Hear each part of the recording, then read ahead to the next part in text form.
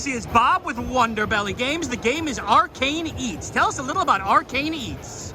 So Arcane Eats is a roguelike deck builder, but about fantasy cooking. So you open a restaurant and you have a deck of ingredients and kitchen tools and magic spells to enchant your cooktops. And you play down your ingredients onto the cooktops and they take turns to cook.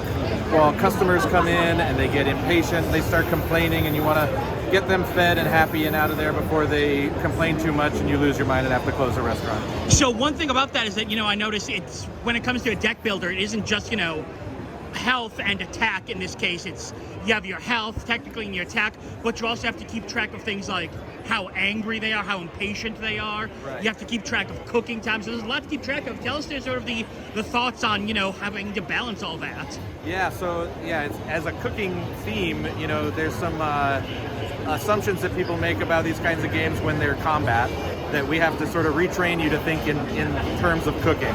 And so there's the food value of your food and the cook time, how long it takes to cook. The hunger of the customers is kind of like their health.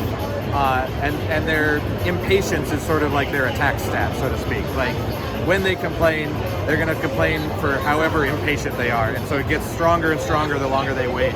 But then there's all kinds of other elements of like the types of food, whether this is a seafood or a starch or a veggie, and the combos you can build with kitchen staff. You might have a sushi chef who makes the seafood not need to cook and you serve it raw, or somebody who makes all your meat spicy, who's got the rub master, and then you could enchant your cooktop so that the cooktop makes all spicy food placed on it cook down faster.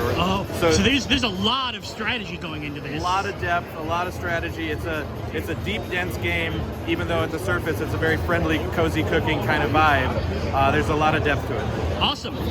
What sort of release are we looking at for the game? So the team's just my wife and I. We're working slowly, but it's with love.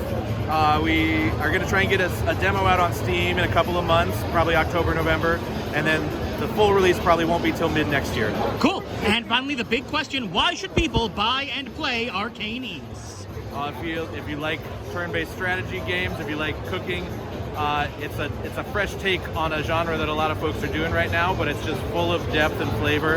And I've also heard from a lot of folks who love cooking games, who aren't even necessarily that into card games, but who love the fact that it's less stressful than a lot of cooking games. Because it's turn-based, you can take all the time you need to think. So even though it's complicated and thoughtful, you've got the time you need, so it's not as time pressury as a lot of cooking games. Very, very cool. Once again, this is Bob for Arcane Eats. Thank you. Thank you.